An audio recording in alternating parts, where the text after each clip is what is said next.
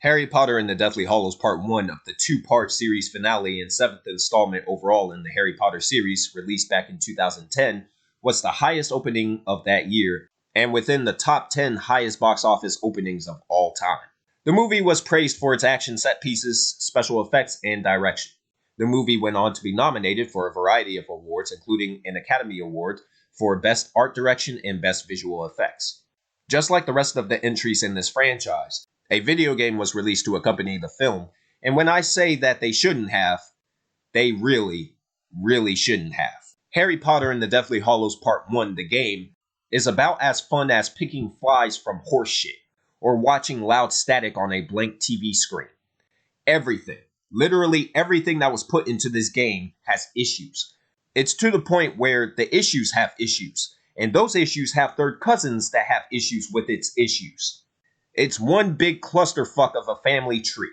Deathly Hallows Part 1 should have never made it past the conceptual stage, because on its head, the concept is about as silly as one could get.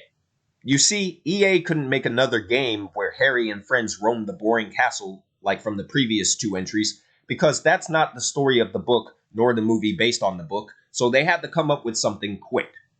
I'd imagine this came in the form of a board meeting where the staff got together and they struggled to brainstorm. One person said, let's make a game where Harry Potter and friends walk through the woods. The next person said, well, we can't do that because it would be boring as shit. Finally, someone hatched an idea. We have a deadline, guys, and we need to meet it. How about we just make a third-person shooter, like Uncharted? People love those games. Put some Gears of War on it and give it a Harry Potter spin. The last person said, well, I'll be damned, George. You're a genius. Or something of that sort. This is what EA came up with for this game. Harry Potter and the Deathly Hallows Part 1 is a third-person cover shooter from start to finish.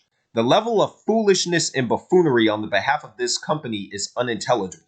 It's a concept that's so batshit insane that it actually has some merit to it, because it's a concept that could actually work and would have worked if it were not for the stupidity and blatant laziness of this development team.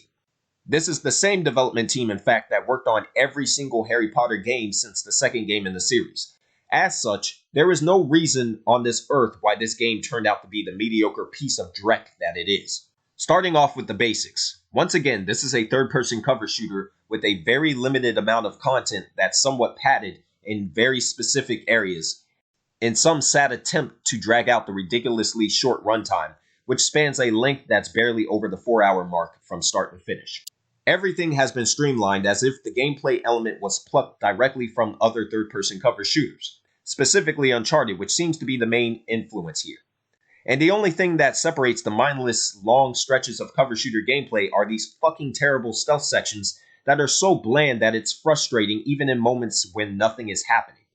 It's that fucking bad.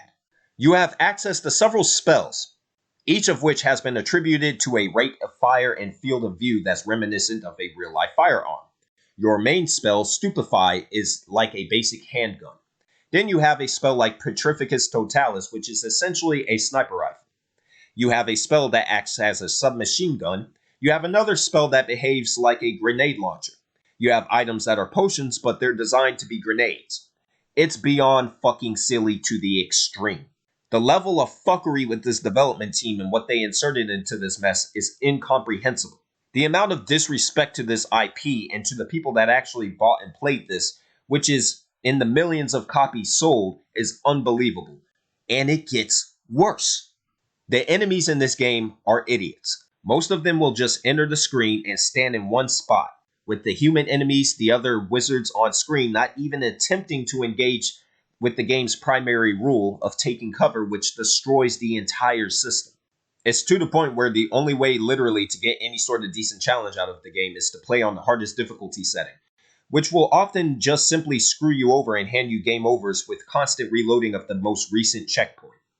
This results in the player not wanting to engage with the fucking game at all, as it allows the player to just dart right past enemies all the way to their next scripted destination with little consequence if they know what they're doing.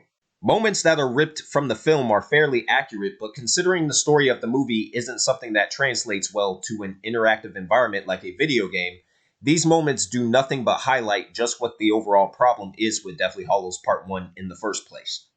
This game should have never been a cover shooter, but the question remains that if the game wasn't supposed to be a cover shooter, then just what the hell could it have been but an action-adventure game?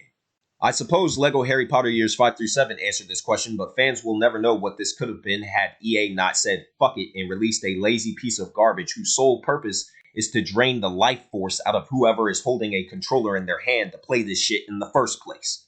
Now, one would think that after the terrible reviews that this game would have been the end of this cover shooter madness from Electronic Arts, but unfortunately, there's something called Deathly Hallows Part 2.